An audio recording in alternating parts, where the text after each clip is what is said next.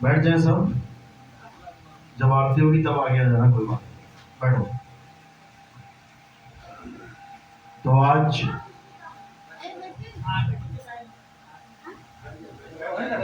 मालिक की अपार कृपा से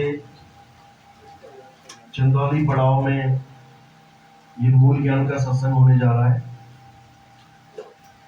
बहुत बड़े भाग होते हैं उन जीवों के जो इस मूल ज्ञान को अपने पूरे जीवन काल में एक बार भी सुन पाते हैं, और उससे भी बड़े भाग होते हैं उन जीवों के जो इस मूल ज्ञान को थोड़ा सा भी समझ पाते हैं, क्योंकि इस ज्ञान को समझना कोई बच्चों का खेल नहीं है कि कोई भी आया और ज्ञान को समझ के घर चला गया।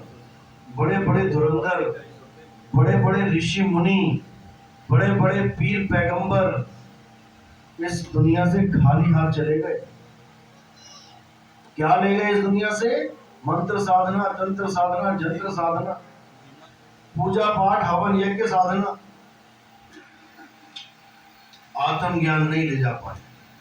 आत्म ज्ञान का तो उनको भनक भी नहीं लगी, जबकि ग्रंथ सारे आत्म ज्ञान की महिमा गाते रहे, लेकिन भेदी गुरु ना मिलने के कारण ये आत्म ज्ञान से वंचित रह गए।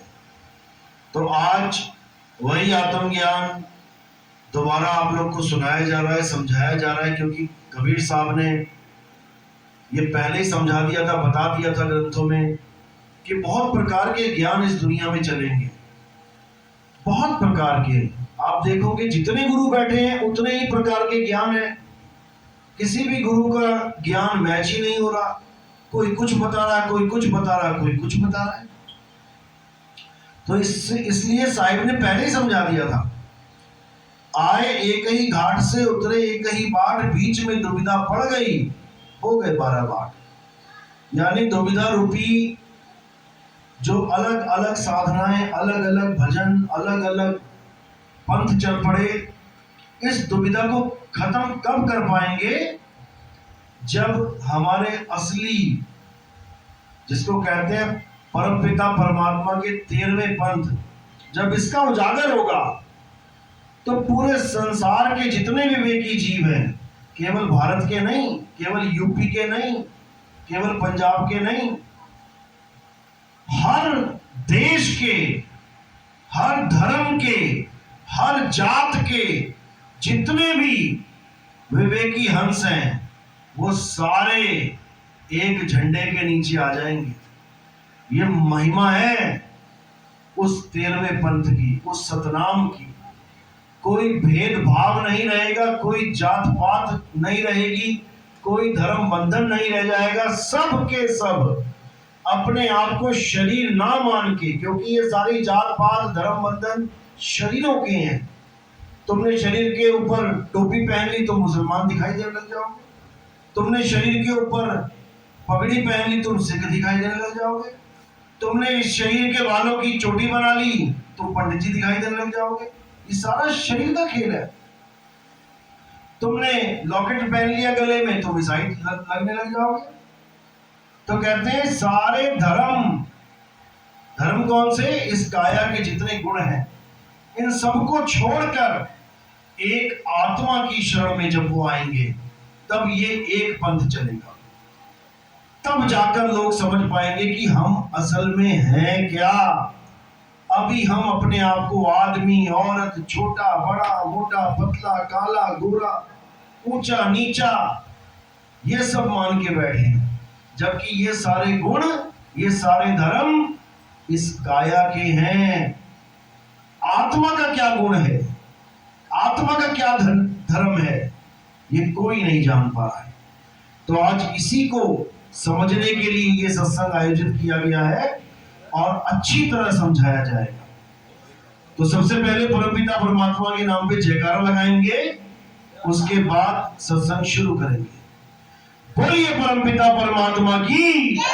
सदगुरु बंदी छोड़ कबीर साहिब की, सभी संतों की, सभी भक्तों की, आज के आनंद की, सकल हंस को बंदगी साहेब बंदगी सतनाम। तो क्या है मूल ज्ञान, क्या है पवित्र ज्ञान? इसी में सारा भेद छुपा है मुक्ति का। मुक्ति मिलेगी कि नहीं मिलेगी, जब इसको समझोगे तो हर चीज समझ में आएगी। कई लोग कहते हैं हम भी भक्ति कर रहे हैं, हम भी अन्य गुरु के पास बैठे हैं, हम भी नाम जप रहे हैं, क्या हमारी मुक्ति नहीं होगी? भाई ये बात तुम्हें तब समझ में आएगी जब मूल भेद को जानोगे। क्या है मूल भेद, क्या है भक्ति का असली भेद? क्योंकि भक्ति तो वो भी समझ रहा है कि हम भक्ति कर रहे हैं जो बकरों को काट के देवी देवताओं के ऊपर चढ़ा रहे हैं। उनसे पूछो ये क्या किया तुमने, वो कहेंगे हमारी भक्ति है, हमारी कुल देवी ऐसे प्रसन्न होती है, हम तो अपने भगवान को प्रसन्न कर रहे हैं, ये भी भक्ति है। लेकिन ज्ञानी पुरुष ऐसी भक्ति को भक्ति नहीं मानता, इसको वो कत्ल मानता है कि एक जीव की हत्या कर दी। तो इसी भेद को जानना है कि क्या है सत भक्ति और क्या है असत भक्ति। असत भक्ति भी चल रही है यहाँ पे। तो इसी का खुलासा करते हुए गीता में भी यही समझाया गया कि हे अर्जुन, इस दुनिया में दो प्रकार के तत्व हैं, एक असत और एक सत। असत तो इस काया को जानो, इस पांच तत्व के शरीर को, इस पांच तत्व के संसार को जानो, जो सदा एक सा नहीं रहता, पल पल बदल रहा है। आज आप अपनी फोटो देख रहे हो, शीशे में अपने आप को देख रहे हो, आपको पता भी नहीं लगने दिया माया ने कि आप कैसे छोटे से बड़े हो गए, बड़े से बूढ़े हो गए। रोज अपनी शक्ल देख रहे हो शीशे में, लेकिन आप जान भी नहीं पाए कि एक छोटा सा बच्चा जो एलकेजी यूकेजी में नर्सरी में पढ़ता था, शीशा देख के स्कूल जाता था, वही बच्चा आज शीशे में बूढ़ी शक्ल को देख रहा है। इतनी भिन्नता कैसे हो गई, देखते देखते पता भी नहीं लगा कि कैसे ये सारा कुछ बदल गया। यही माया का खेल है। तुम अपने आप को शरीर मान बैठे, माया ने तुम्हें शरीर के सारे गुण दिखा दिए। देखो कैसे छोटे से बच्चे से जवान, जवान से बूढ़े हो गए। अब हम इन गुणों को देख कर भी इन गुणों से पार नहीं जा पा रहे हैं। क्या बोला गीता में कि जो मेरी माया और तीन गुणों को लांग जाते हैं वो मुझ तक पहुंच जाते हैं, लेकिन जो मेरी माया और उसके तीन गुणों को नहीं लांग पाते वो माया में ही उलझे रह जाते हैं। तो ये सबसे बड़ी माया क्या है? काया ही माया है। जब तक ये समझ में नहीं आया तब तक कुछ समझ में नहीं आएगा। कई लोग सोचते हैं माया कौन है? स्त्री माया है। कई लोग कहते हैं माया से बच के रहना है, स्त्री से बच के रहना है, हाथ ना लग जाए कहीं। कई संत महात्मा भी ये सोचते हैं।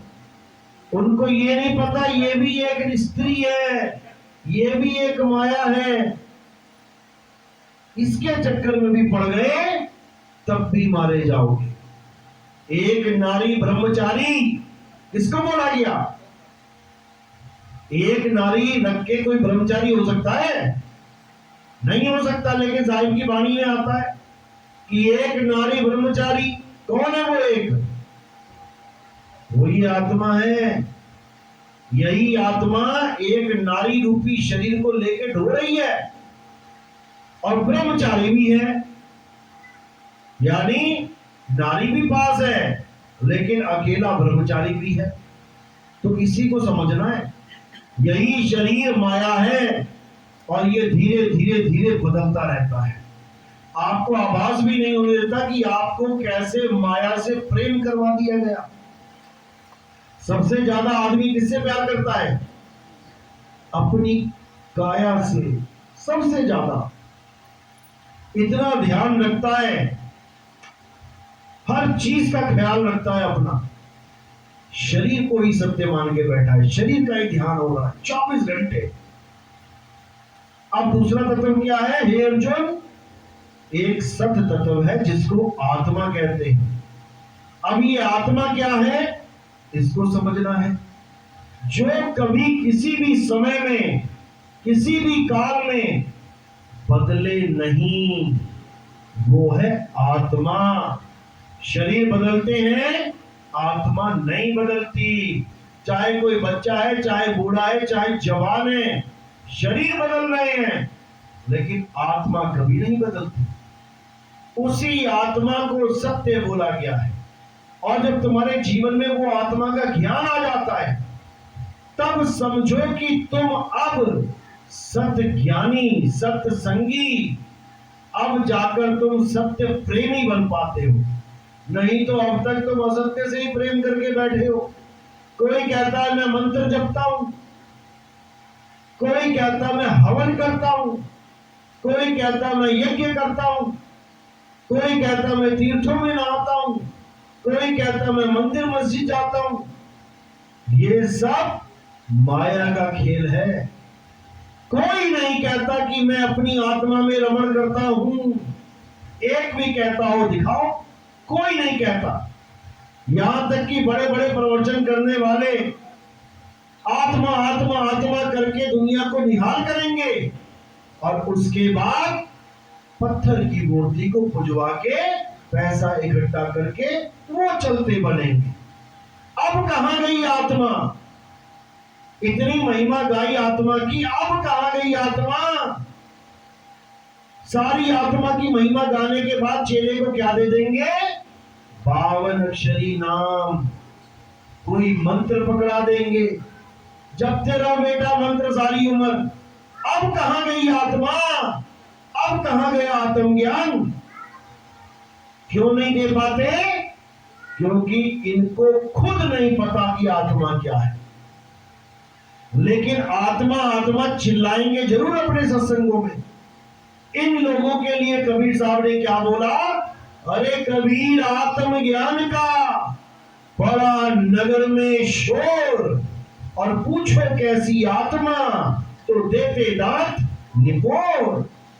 इनको पूछो आत्मा होती कैसी है, वहीं पे सारा कुछ सिस्टम मिल जाता है इनका। उसके बाद झगड़ा चालू हो जाता है क्योंकि आत्मा के ज्ञान को नहीं समझ पाते। आत्मा का ज्ञान तुम्हें तब समझ में आता है, अध्याय 4 34वां श्लोक। हे अर्जुन, जब तक तुम किसी आत्मज्ञानी गुरु की शरण में नहीं जाते, जिसने आत्मा को जान लिया है, वही तुम्हें बता सकता है कि आत्मा का स्वरूप कैसा होता है, आत्मा क्या होती है। उसी के द्वारा दिए गए ज्ञान के कारण तुम सत्य को प्रकट करते हो, और एक बार सत्य प्राप्त हो जाने पर तुम कभी असत्य को धारण नहीं करते। अध्याय 4 34 और 35वां श्लोक यही बोल रहा है।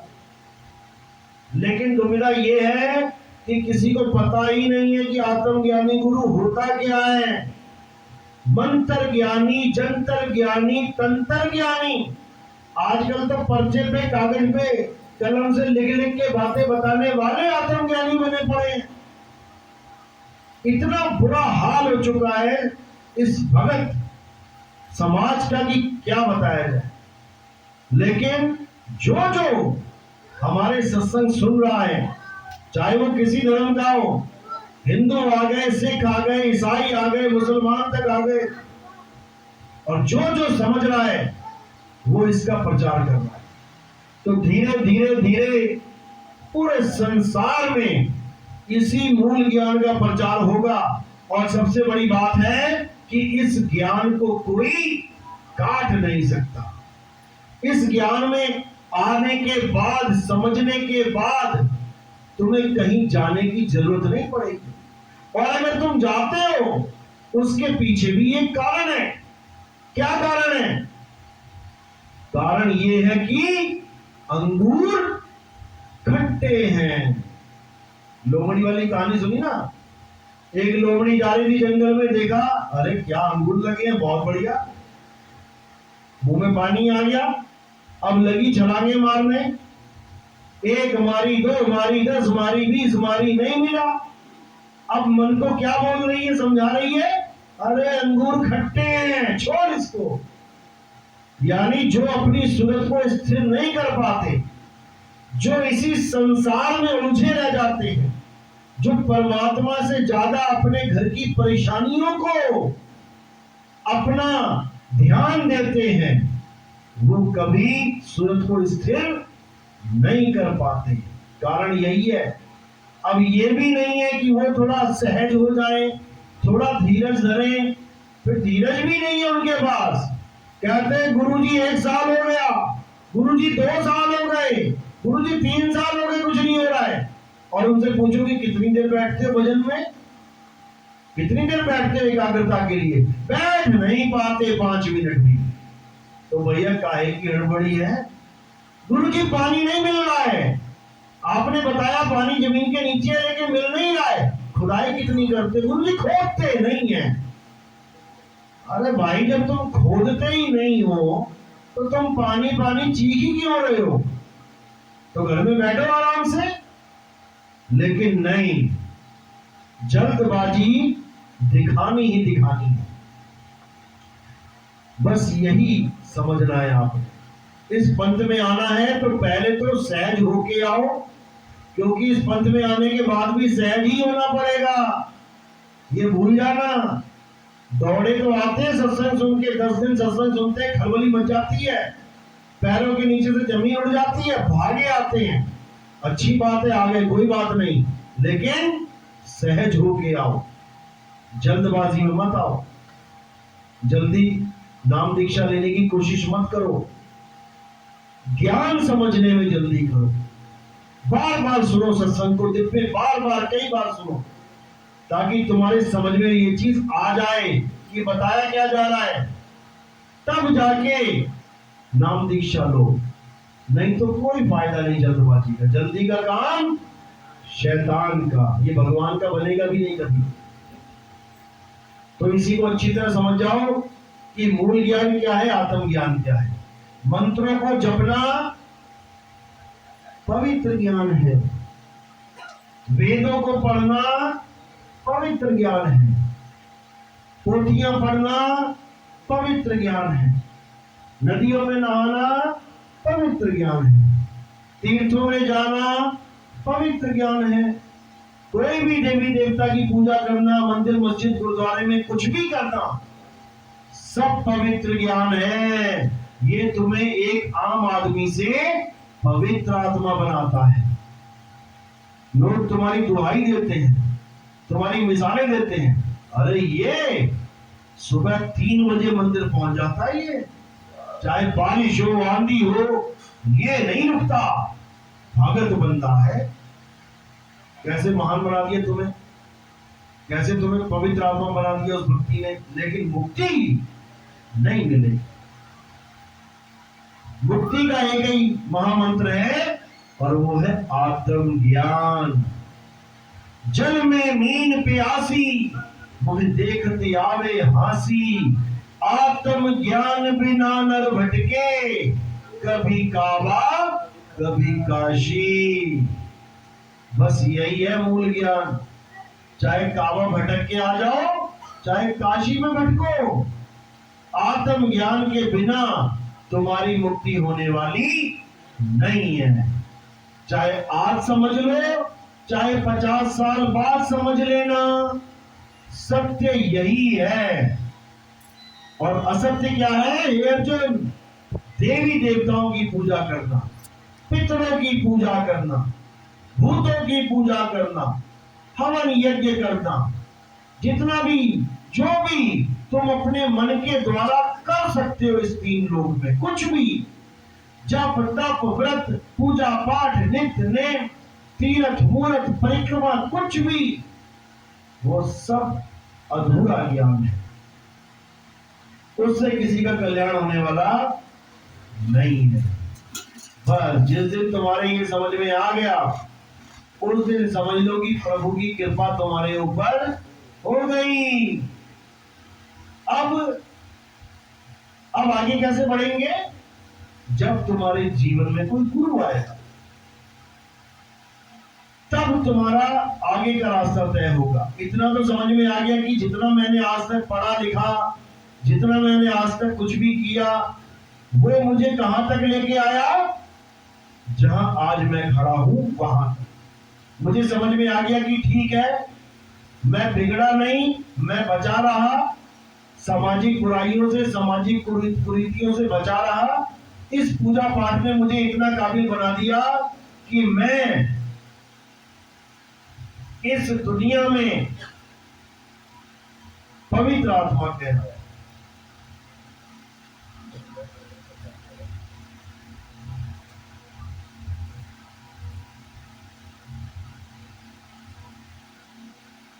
वहां तक टिका रहा।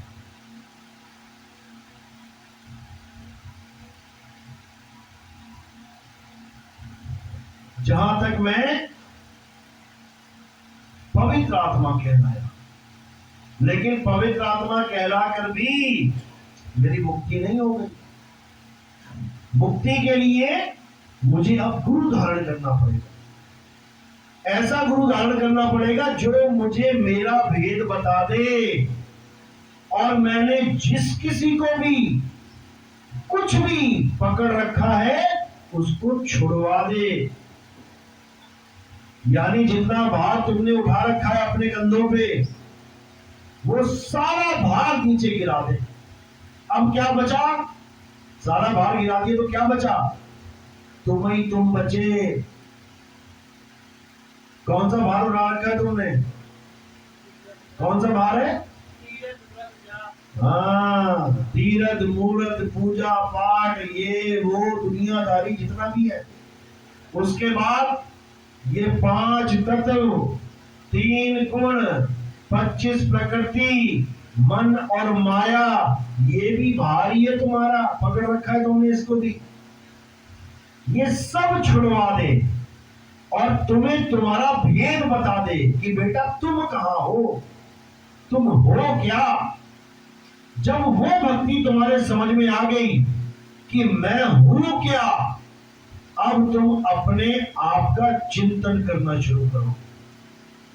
इसी को कहते हैं आत्म चिंतन, आत्म ज्ञान, आत्म बोध, आत्म साक्षात्कार, इसको कहते हैं। अभी तक किसका साक्षात्कार कर रहे हो? जो शीशे में दिखाई दे रहा है। कोई तुमको पूछे कौन हो तुम? मैं ये हूं, मैं हूं ये। अभी तक तुम अपने रथ को अपना स्वरूप मान बैठे हो। अब तुम रथ से अलग रथ के स्वामी का स्वरूप धारण करोगे। जब तुम्हें आत्म ज्ञान होगा तब। तो ये कब होगा? जब तुम्हें गुरु मिलेगा, कोई साधु संत मिलेगा। तो नानक साहब कह रहे प्रभु कृपाल कृपा करे, नाम नानक साधु संग मिले। जब तक कोई साधु तुम्हारे जीवन में नहीं आया, तुम्हें साधना मिल ही नहीं सकती, क्योंकि साधु ही साधना करवाता है। और संत कब बनते हैं? जब सत्य को प्राप्त करके इस माया का अंत कर देवे कोई, तब वही संत बन जाता है। लेकिन आज टीवी खोल के देखो, दुनिया भर का माया जाल बिछा के जो बैठे हैं वही संत कहला रहे हैं। माया का अंत तो क्या करेंगे? दुनिया भर के मंत्र जंतर तंत्र पूजा पाठ, दुनिया भर के मंगल सूत्र बेच रहे हैं, रक्षा कवच बेच रहे हैं। अगर तुम्हारे घर में भूत प्रेत का साया है, ये रक्षा कवच पहन लो। बताओ, वही रक्षा कवच पहन के कोई 10 कुत्तों के बीच में जाके दिखाए, जो कटे कुत्ते हैं, जो काटते हैं, उनके बीच में खड़ा होके दिखाए, भाई भूत बड़ा है कि कुत्ता? भूत बड़ा है, डरती है दुनिया भूतों से। बाबा बैठे भूतों से बचाने के लिए, और वही लेके तुम रक्षा कवच कुत्तों के बीच में जाके दिखाओ। या कोई ऐसा रक्षा कवच ले दो जिसको पहन के कोई कुत्ता ही पास ना आए।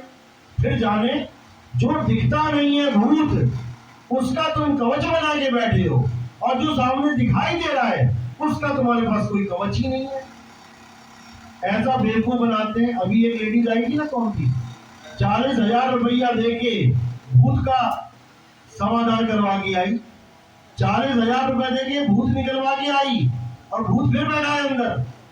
अब दोबारा उससे पूछा, बाबा जी ठीक नहीं हुई है? कहता है मौसम खराब है, शायद मौसम से बीमार हुई है। अरे पहले बता देता कि मौसम से बीमार है ये। पहले तो बोला भूत से बीमार है, अब 40,000 आगे जेब में, ठीक हुई नहीं तो मौसम का बहाना बना दिया। और अगर बाई चांस ठीक हो जाती तो कहता देखो मैंने ठीक कर दिया। ये ऐसे पाखंडवाद में लोग फंसे हैं।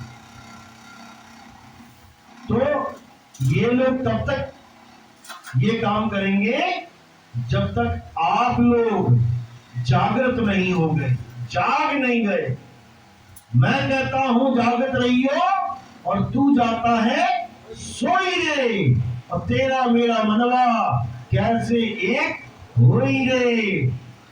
इसी को समझना है। जब तुम जाग जाओगे अब तुम्हें भरमाने वाला कोई नहीं है, इतना समझ लो।